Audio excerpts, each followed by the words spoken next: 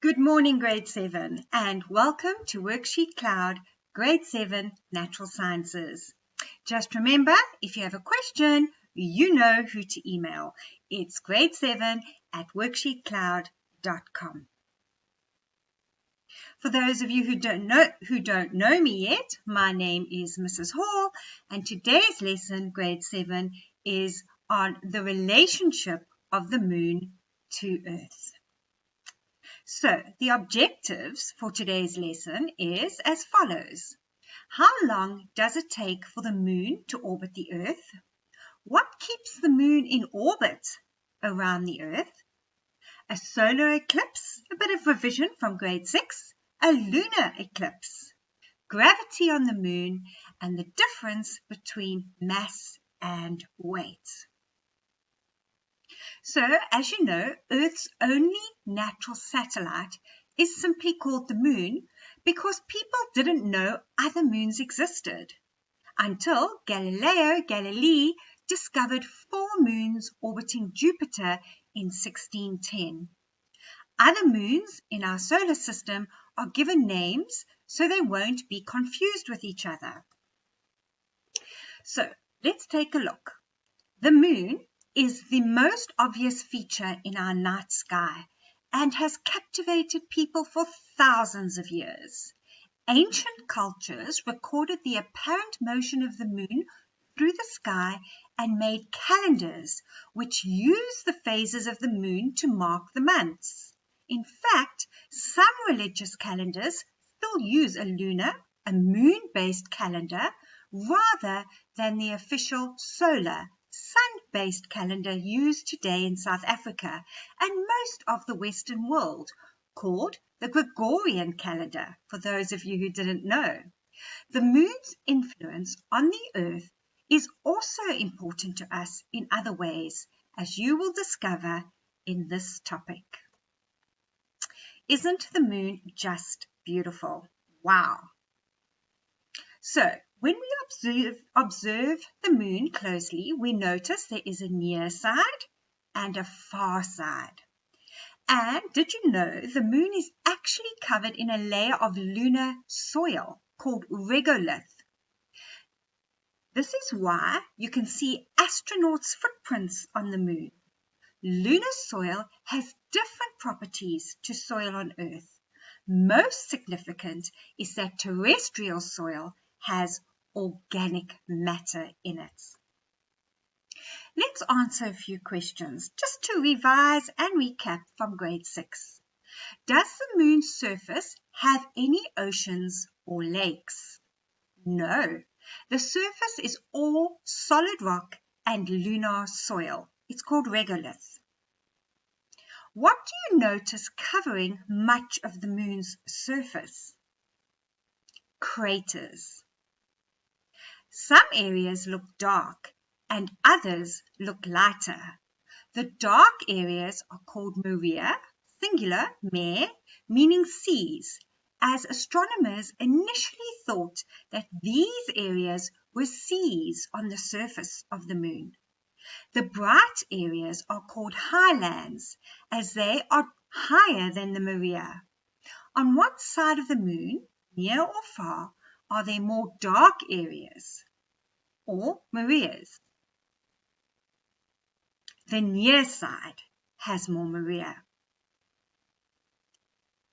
Humanity got its first view of the far side of the moon in 1959, when the Soviet Union launched the small spacecraft Lunar 3. This was the first probe to get to the far side of the moon and to photograph it. The Earth, just like all the other planets in the solar system, travels around the sun, completing 1 revolution every year. As the Earth travels around the sun, it has a companion in space. That's it, our moon. The time that it takes an object to make 1 complete orbit around another object relative to the stars is called the orbital period or synodic period. The moon spins on its own axis at the same rate that it revolves around the Earth.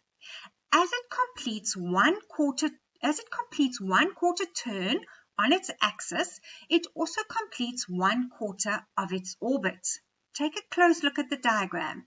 This results in the same side of the moon always facing Earth. The moon orbits around the Earth, completing one revolution every 27.3 days. Our moon rotates on its own axis and experiences daytime and dark nighttime, just like the Earth does. However, the moon spins much more slowly than the Earth does and completes one rotation on its axis once every 27.3 days. Did you notice that the moon takes the same amount of time to spin on its axis as it does to orbit completely around Earth? This means that from the Earth we always see the same side of the moon, called the near side. The side we do not see from Earth, called the far side, has been mapped during space missions to the moon.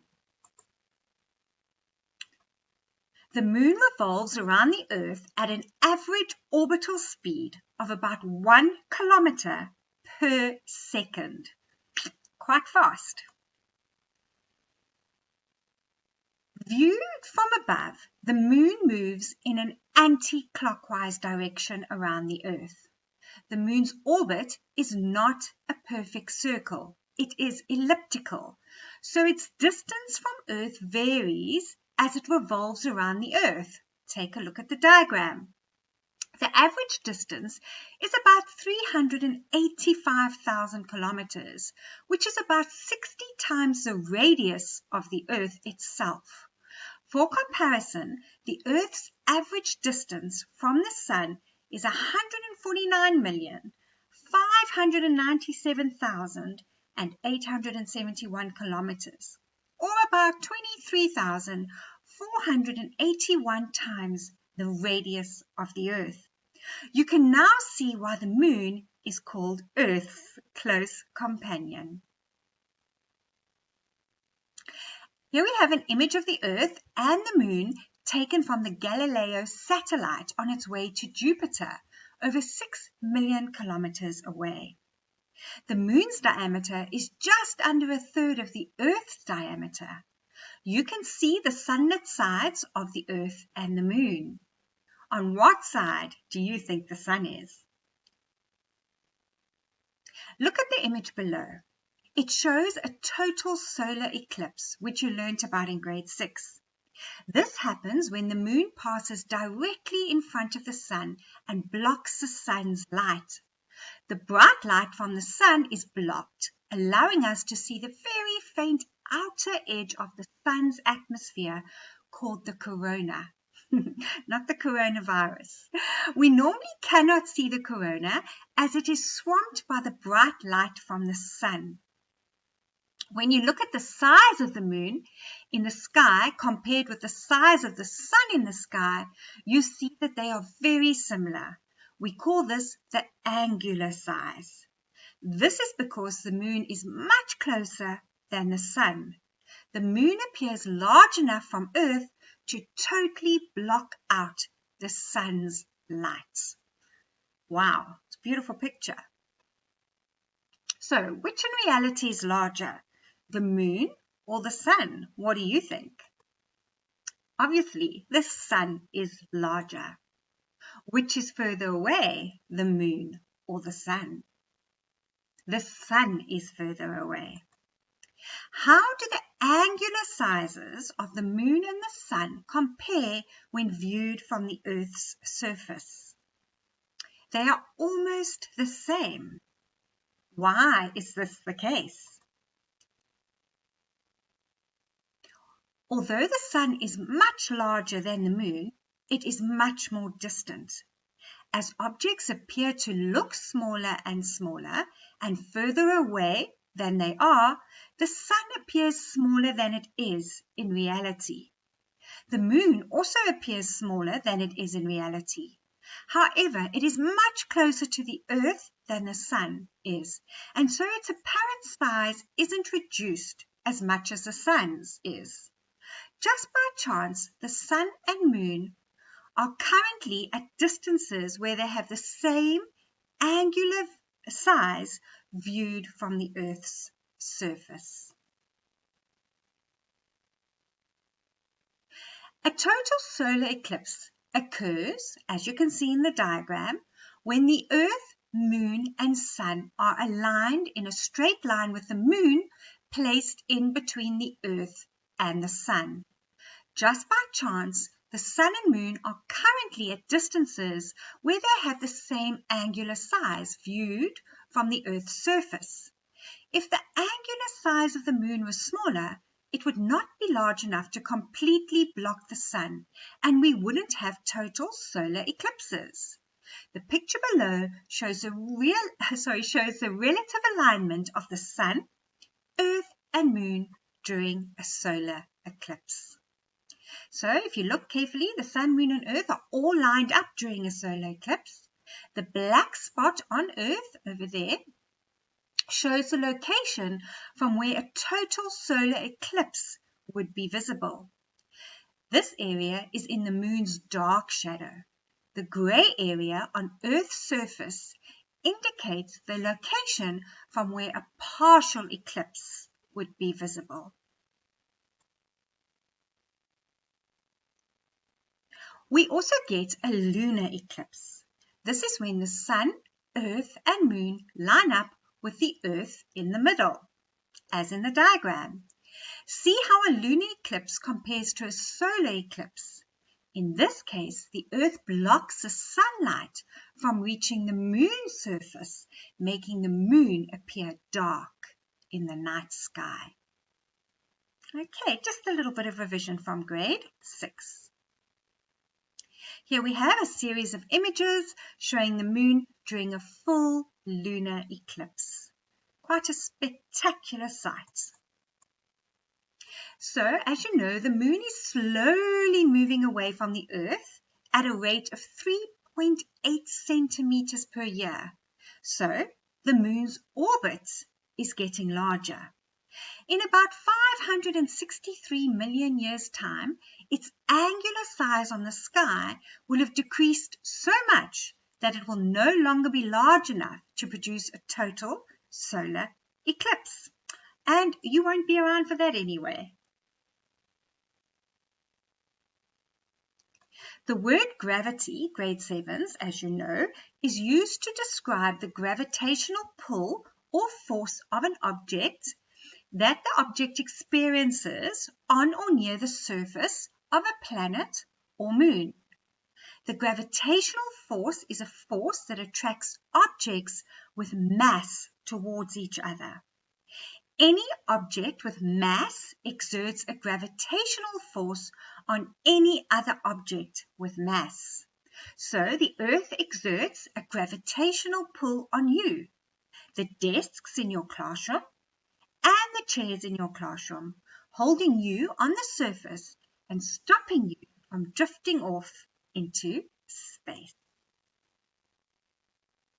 The arrows here show the direction of the force of gravity by the Earth on all objects with mass.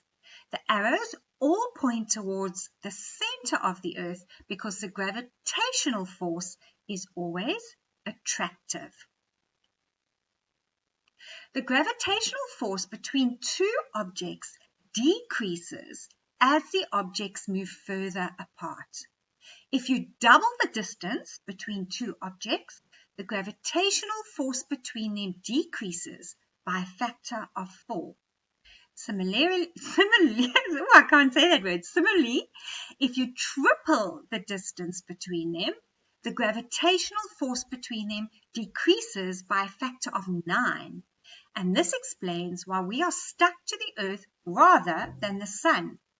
The Sun is 333,000 times more massive than the Earth, and its gravity is much stronger than the Earth. However, we are so far away from the Sun that the gravitational force the sun exerts on us is much smaller than the gravitational force the earth exerts on us. So, the moon is held in orbit around the earth by the gravitational force between the earth and the moon. Similarly, the sun's gravity holds the earth in orbit around the sun. All the components in our universe are held together by gravity. In summary, we can say the greater the mass of the objects, the stronger the gravitational pull between them. The closer objects are, the stronger the gravitational pull between them. So, let's revise. The mass of an object is the amount of matter in the object. It tells you how many particles you have. Do you remember that we briefly spoke about atoms in matter and materials? Okay, do you remember that from the beginning? Okay, so for example, the mass of a wooden block tells us how many atoms there are. Mass is measured in kilograms, and it is independent of where you measure it.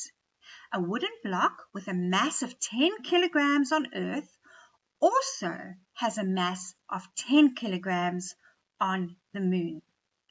Okay, so are you understanding mass? Whereas the weight of an object, grade 7, is the force acting on it due to gravity. Weight is not the same as mass, although the two words are often confused in everyday language. So, an object's weight can change as it depends on the mass of the object and also the strength of gravity acting on it. Weight is measured in newtons, N. For example, the Earth exerts a gravitational force of about 10 newtons for every kilogram of mass on its surface. So a person with a mass of 50 kilograms has a weight of 500 newtons on the surface of the Earth. Okay, because the Earth's gravitational force is about 10. Okay, so 50 times 10 is 500. The moon also has its own gravity. The strength of gravity on the surface of the moon is 1/6 that of the Earth. And so you would weigh 1/6 of what you do on Earth on the moon. On Jupiter, you would weigh 2.5 times more than you do on Earth, as Jupiter's gravity is 2.5 times that of the Earth's. Even though you would weigh different amounts and feel lighter on the moon and heavier on Jupiter, you need to remember one thing. Your actual mass would stay the same in both cases. I hope that makes sense to you now, grade 7. So let's take a look at this little example. An astronaut's mass remains the same wherever it is measured. We're talking about mass here. The astronaut's weight, however, depends on where you measure it. As you can see, the astronaut weighs 1,200 newtons or 1,200 newtons on Earth, but only 200 newtons on the moon. Okay, so you need to calculate that and work it out. As you have already discovered, the moon, like any other planet or moon, has its own gravity. The strength of gravity on the surface of the moon is 1/6 that of the Earth. And so on the moon, you would weigh 1/6 of what you do on Earth. Now, due to the weak gravity on the moon, you would be able to jump 6 times higher than usual. And the astronauts had to learn to walk in strange ways when they were there, such as leaping or hopping to move about on the surface of the moon. And here we have Neil Armstrong, the very first man on the moon. In our next lesson, grade 7s, we are going to look at tides and the influence of the moon on our tides. Here's just a little bit of humor for you before we end off. How does a man on the moon get his hair cut? He eclipses. And did you hear about the new restaurant on the moon? Food is out of this world, but there is no atmosphere. Sorry if I'm corny, grade 7s, but you know what? My motto in life is a day without laughter is a day wasted. I just love to laugh in my classroom. Just keeps our endorphins flowing. So grade 7s, thank you for watching. Please remember to download your homework sheet. And just remember, if you can't answer all the questions on the homework sheet today, the next lesson should also cover it, especially because we will be looking at tides and the influence of the moon on tides in our next lesson. Thanks for watching, grade 7s. I hope you have a beautiful afternoon, and I look forward to seeing you again soon.